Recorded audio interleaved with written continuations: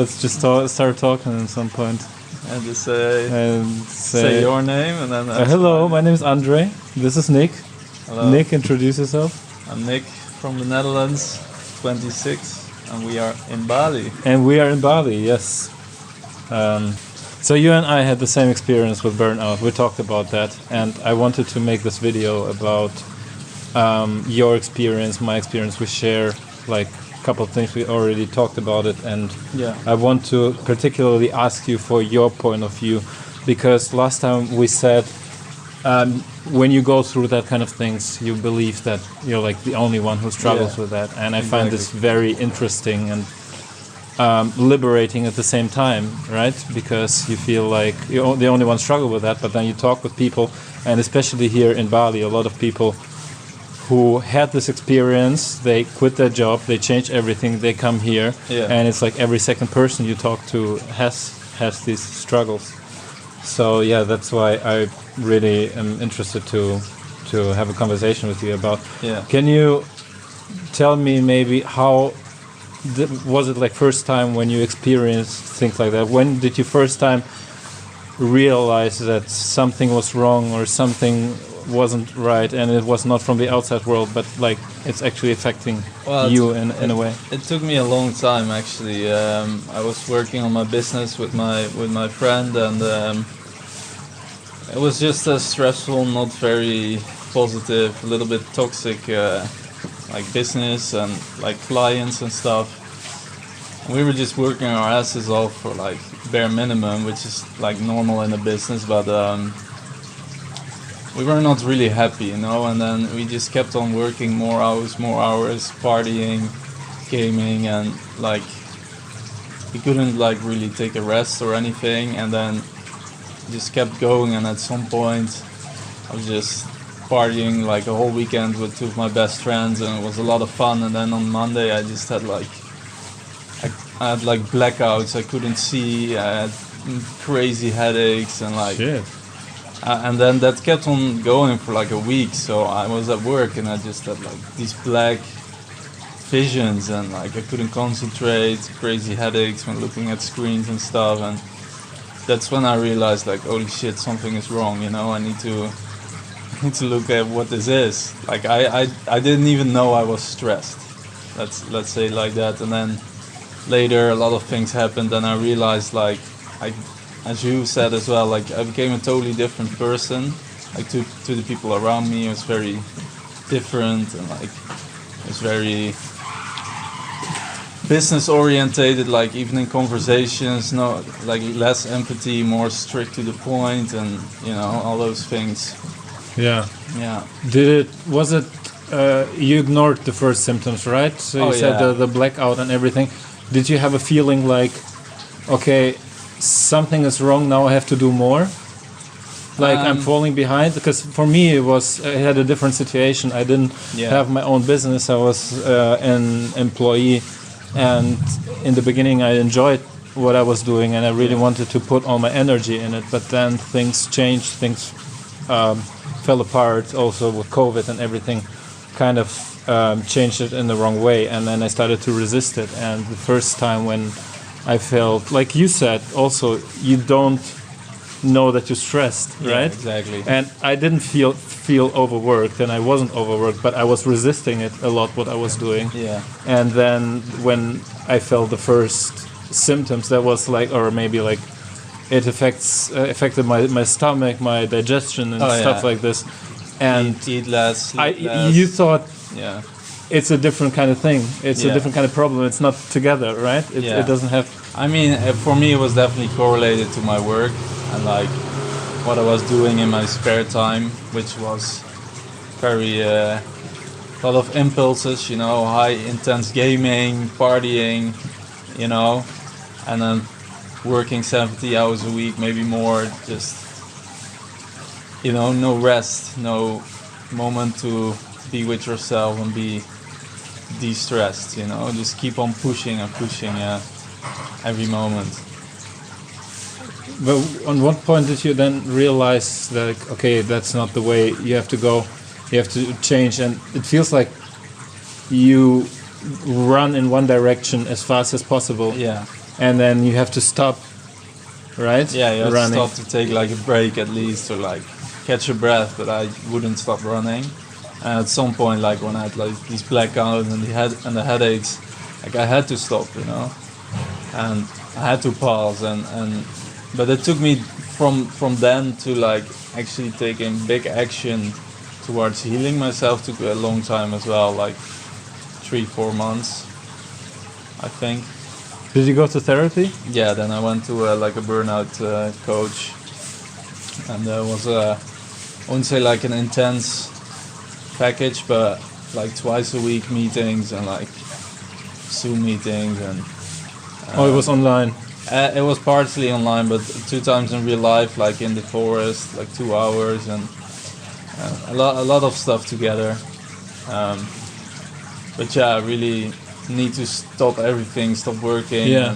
and really like focus on myself and just rest. Like a lot of times I didn't do anything for days, Yeah. just because I was too tired. And the smallest things become overwhelming, right? Yeah. It's like Like sometimes I normally couldn't get up. you compare yourself to who you were before, full of energy and full of ambition. Constantly, yeah. Constantly, that's and you're my, like, okay, you changed as a person. Yeah. What the hell happened? Yeah. And then the smaller things really become a struggle, and then you start hating yourself for that, right? Yeah. Especially like when you cannot do stuff and like people ask you, and you know, like after saying no 5 times because you just cannot do it, like people will stop asking you, and it's also very lonely, Yes. as you said. Like you think nobody else has this issue, but you know people have this. But it's more important, I think, that people around you don't understand you and don't feel it, like what you're going through. How did you explain then? Because exactly, I feel the same. People around you don't understand it, and I tried to explain it to everybody, and that took more energy from me. Yeah, it took a lot of energy. And then on the point where I stopped explaining because I was tired of explaining and trying to kind of give them my perspective. Yeah. That's when I realized how harmful that was for me, how much energy that took for me to explain, and then I even closed up myself more in a bubble. So and I think it's a very bad and negative feeling where you're not being understood by the ones you love, right? And then it costs energy to explain, and then you get the feedback like someone thinks they understand, but then you realize they are like at the opposite.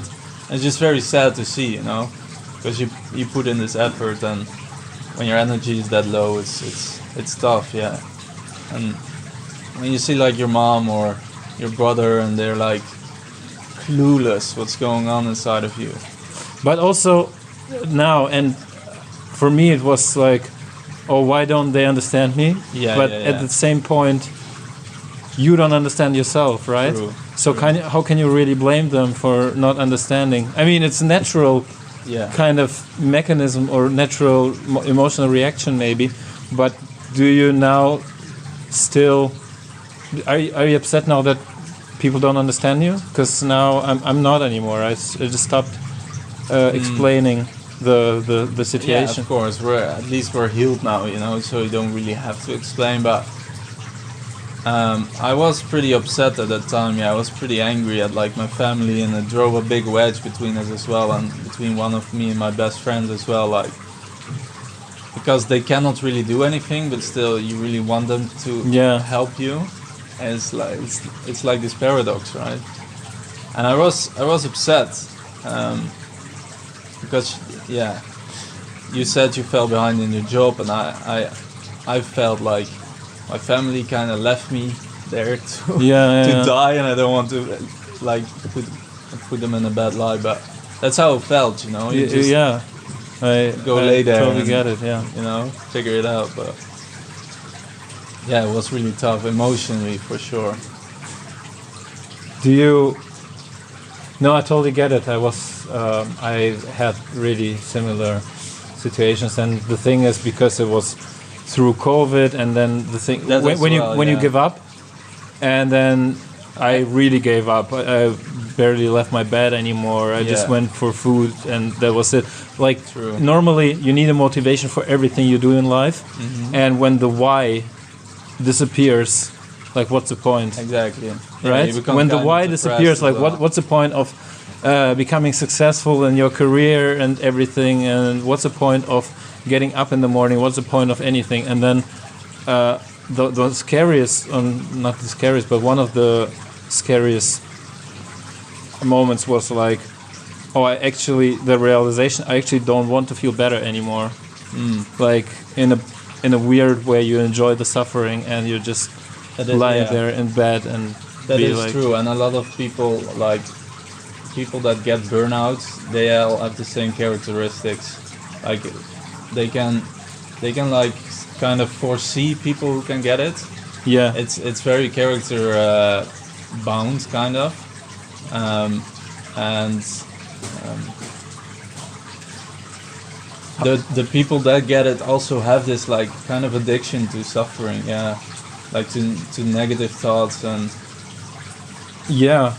and I totally understand. Like sometimes you don't want to feel better and just want to give up, and then sometimes you feel like, I want to get better, and that's like a really good day. And then if you even go out to buy groceries, it feels like a win, which is insane if you think about it. But it's But that's the thing, you have to set your goals so small. Yeah. Because for me it was like, I had this euphoria, especially when you already, we're jumping a little bit back and forth, but when you already, when you describe it as a curve, right?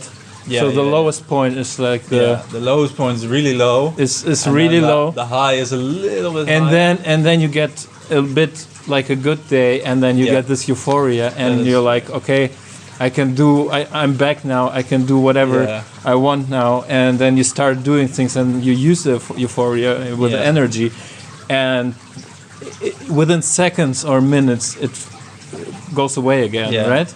And then you realize, okay, that was too much, and to set the goals only like a little bit so you can just achieve it, it's also it's not easy, because when you're used to being ambitious and doing 10 things a day, and then like, okay, but now today's my goal to go to the mailbox downstairs, and that's my biggest achievement in the day. You're like, what the hell? You cannot explain it to a normal person, right? They think you're crazy. That does exactly. As you said, from this euphoria, the one that really stuck with me was when the first time you go for a walk a lot, like that becomes like your exercise, right, to get better and to get your body moving and stuff. When I first could listen to music again, I was like, it was very euphoric during a walk, like 10-minute walk. I could listen like to 2 songs or something and feel amazing, because I wouldn't like blow up or be too much, or because of the impulses would be too much a lot of the time. You couldn't listen to music? I couldn't listen to music, no. Oh, because it was just too much. It gets crazy headaches and stuff. And then first time I was like, holy shit, I can do it. I was just walking and I was like this, and people look at me like, okay. No, I didn't have that with music, but I know exactly what you mean, because you feel like, you also said that yesterday, you feel like something is broken and you're not gonna become the same, right? And that's very scary, because you think, okay, now you have to change your life completely. You will never have the energy anymore. For me, it was also, how am I gonna earn money, or how am I gonna? There's a lot of pressures. It's a lot of pressures. First, when you become so weak, it's a lot of pressure from the outside as well. Pressure that you wouldn't let inside. In a normal, healthy state of mind, maybe. But then the outside pressure affects you more, because like you become weak, and you're not really able to withstand that, or be like push your boundaries and stuff like that. Exactly. I was lucky at some type of financial like way to keep me going, but I can imagine like a lot of people like lose their jobs or something, and they're so dependent on that. It's like, it's crazy pressure. It's different from your own business, of course, but a lot of people who just work in a business, I cannot like see how they would survive, like getting the same issues and not having like this financial income or anything. People who have their own business, you mean? Yeah, or employees. Sometimes you don't get like financial. Yeah. I don't know what's the exact word. Financial support. Yeah, exactly. And like not in every country it's the same. And Yeah. like we lived in Europe, so then it's better probably than in a lot of countries. Yeah. But yeah, it's a lot of pressure. And then you also have the social pressure, right, from friends, like, hey, come go out, this and that, and you're like, you already know, like, if you're going out, you're in bed for 5 days, like for me at least, because sometimes I would like do it just to get myself more down. Really? Yeah, I have this like maybe not a coping mechanism, but for me it always has been to get better. I have to get worse, like to the lowest point possible, and then I can get better. Exactly. Yeah, I understand that. And that was very visible in this in this healing process. When you say you have to feel worse before getting better, Yeah. do you have the feeling? I would describe it as you have to destroy your shell before you can get to the core. You have to destroy all the negative things, and when you put more pressure on the bad things, that they just disappear on some point. You know what I mean? That is an interesting way to look at it. For me, it felt like I'm harming myself. I knew already, it was like after therapy and stuff, I knew already what was good for me, and I was doing exactly the opposite. Yeah. And I was like, why am I doing this? And then you don't do anything for, you always do something for a reason, right? Yeah. And what I feel now that I can look back at it as a whole picture, is you have to, I knew that was like the facade that I tried to keep holding on. Okay. Try to keep a persona showing to the outside that I'm fine, that I'm still okay and stuff. But before I could destroy that facade and actually get to the point where it really hurts, I couldn't feel better. That's what I mean with. I understand what you mean. Would you? I get what you're saying. For me, it was more like emotionally. I think, like, feel worse to heal myself. I wasn't like specifically trying to destroy anything, just to feel rock bottom. Okay. It doesn't matter in which way or for whatever reason. But that has always been my way since a kid, to like go back up again, to like release, I guess. But maybe also because when you hit rock bottom, there's only a way up, right? Exactly. Yeah. And you also need like kind of progress. Yeah. And then when you can prove yourself, like not prove yourself, maybe that's a wrong way to put it, but when you get to the point where there is no other way than the way up, that's where you want to get, exactly. Right? You want to see this kind of progress. Exactly. That's how I've always been handling it. And what my my burnout coach said, like, we were in the forest, but there was also like this type of desert stuff with like dunes and like soft sand. And she would be like, I would ask a question, I don't remember the question, but she would be like, okay, 3 steps forward. But it was kind of heavy, big shoes, and it was hot and like in the sand. Sorry, I didn't get what you... She said go. No, what was the whole scenario? We were in the forest, like doing like a session, therapy session for me, and it was like right in the middle of like my bad burnout. And I would ask a question like, I don't really understand. Maybe I said like, why do I go back and forth and it feels like I'm not making progress? And she would say, okay, 3 steps forward in the heavy sand and salt, and then 2 steps back. 3 steps forward, 2 steps back. And I'm like, oh, this is annoying. It's so slow, to go where you are if you go back and forth. And that's what she said, like, that's how you get out of the burnout. It's just a very long, slow process. Yeah. And when you're ambitious and you put pressure on yourself, you want things to go a little bit fast, you want to reach stuff. And that's exactly the opposite of what you Exactly. need to do for It's like such a burnout. small line Yeah. where you pressure yourself just enough so you don't go Yeah. worse. Yeah. Like you don't just spend all day in bed, which is also a phase that I experienced Oh, yeah. more than long enough. And to the point where you can just make enough progress to get out of it. That is not over the edge. That's Yeah. actually bringing you down again, right? Because sometimes you step 3 steps forward and it's too much, and then you have to go 4 back or 5. Exactly. And it's a slow progress. What would you describe as your lowest point? Like the really when we talk about the curve, like the really lowest point. I mean, there has been so many. I mean, I broke up with my girlfriend before, and even knew I had like a burnout. I had no memories of her. I later found out, like I was like, I don't remember much of like the whole relationship. Really? Yeah, because I was so stressed. Everything was gone, out of my mind. Wow. And it took me quite a while to get that back. It's very, very strange, you know, to have like this 2-year relationship and you just realize like, wait, what actually happened in those 2 years? So that was very strange, and it wasn't necessarily like a low point, but it was very specific point and impactful, I would say. And my lowest point, like there were just so many days I couldn't get up just to make food or to get water.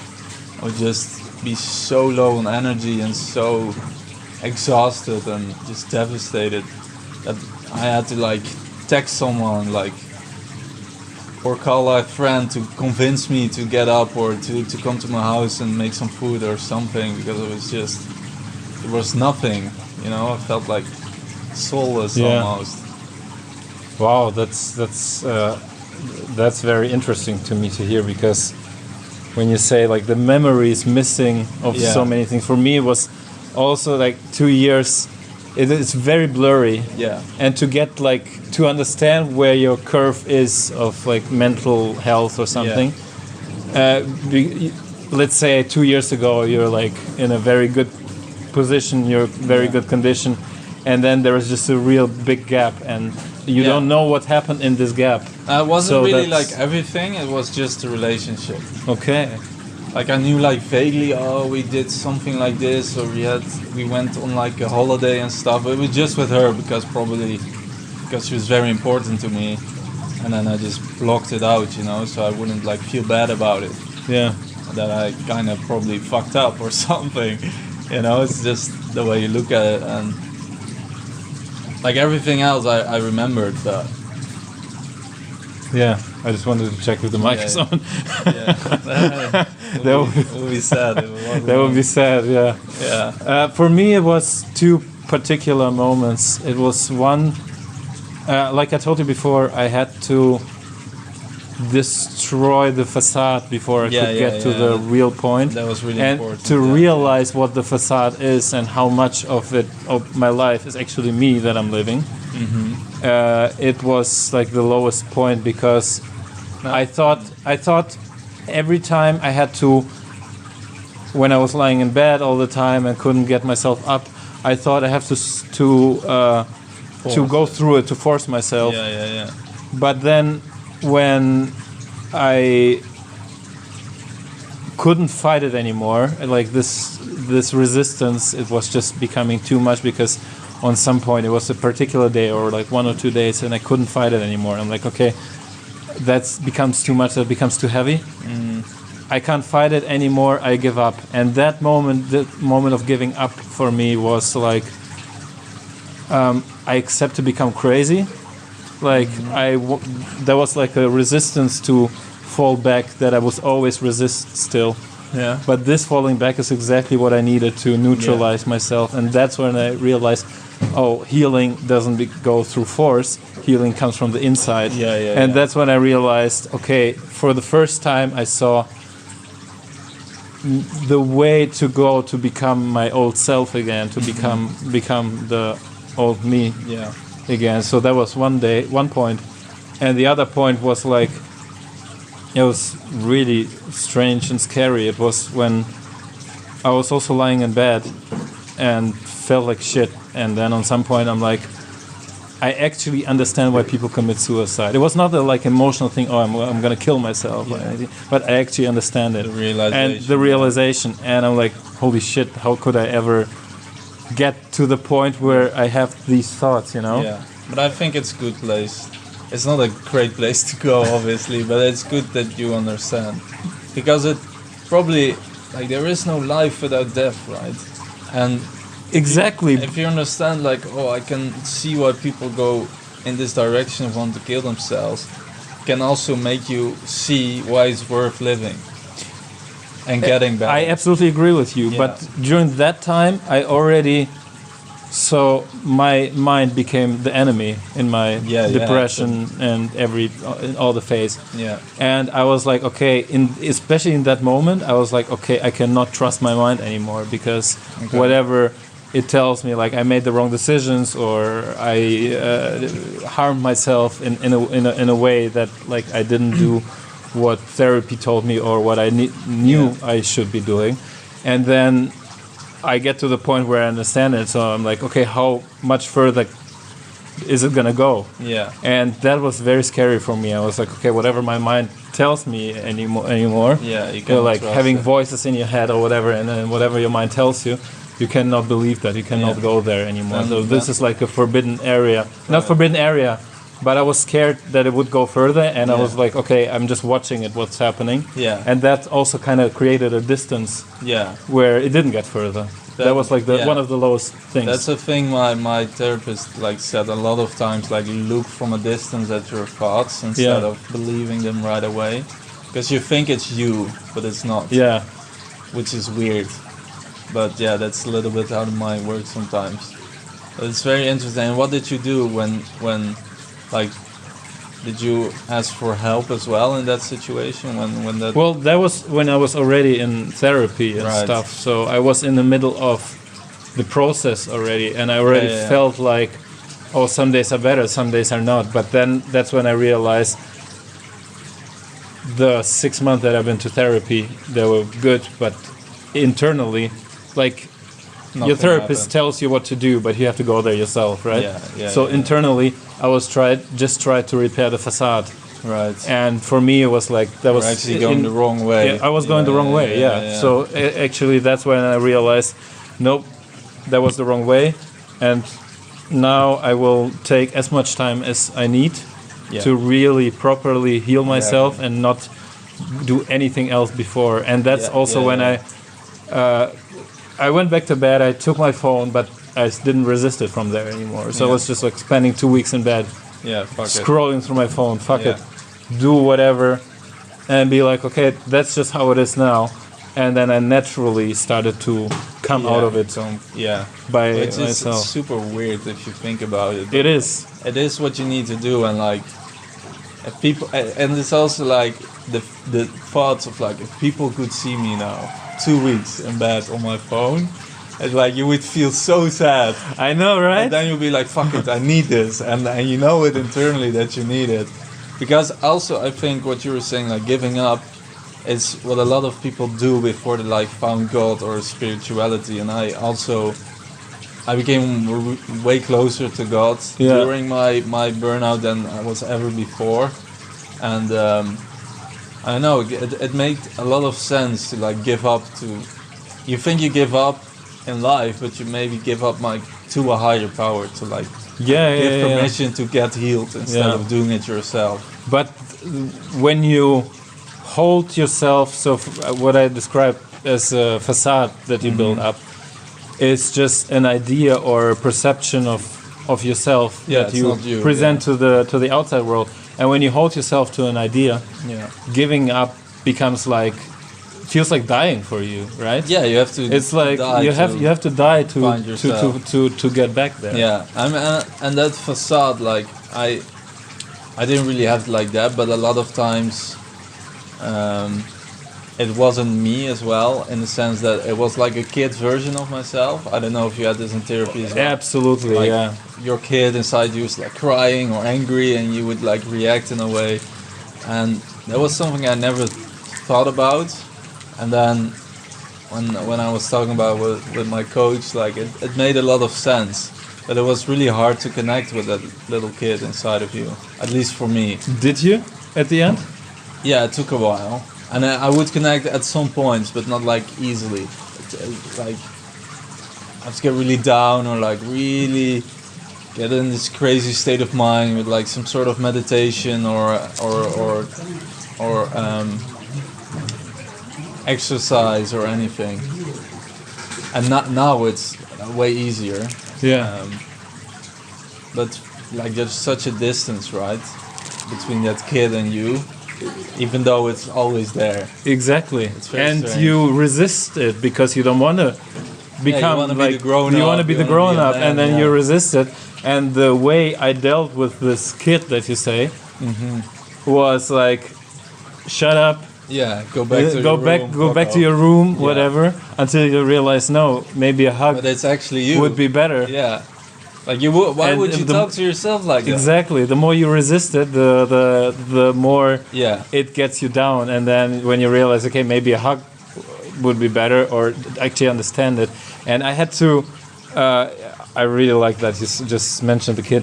I had to go back to, I don't know, to school times when I was Yeah. bullied and when I Exactly. was really like Get to you know, those not pain confident points. at all, Yeah. and everything. And I had to go back to that times, and sometimes you wake up and you are that kid, and Yeah. you just cry, Yeah. and that's how it goes. You want to act like a kid. Yeah. you want to just act need like to a get kid, it out. exactly. You need to Yeah. get it out.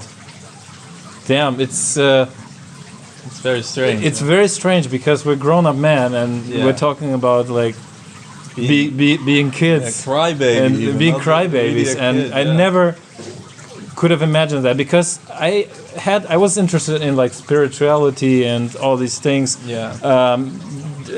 Was looking at your thoughts from a distant perspective, but when I had this, no meditation, nothing helped because Okay. it's like deeper, and you True. don't allow yourself to go there. Yeah. Maybe. I mean, Also, the yeah. meditation. Sorry, I didn't want to interrupt. But the meditation kind of becomes as a task to tick it off, Yeah. and that's not how meditation works. I mean, sometimes. I mean, for me, yeah, exactly. When it becomes like a chore, and you really resist it, then it's not gonna feel the best. Yeah. But it's more like a task to fall back to, you know. Like if you do it every day and you start to feel better, then it's good to just keep doing it, right? But if you feel really bad, you force yourself, then it's bad. Yeah. Yeah. But it's like, okay, let's say if I'm really stressed for no reason, it can actually still really help.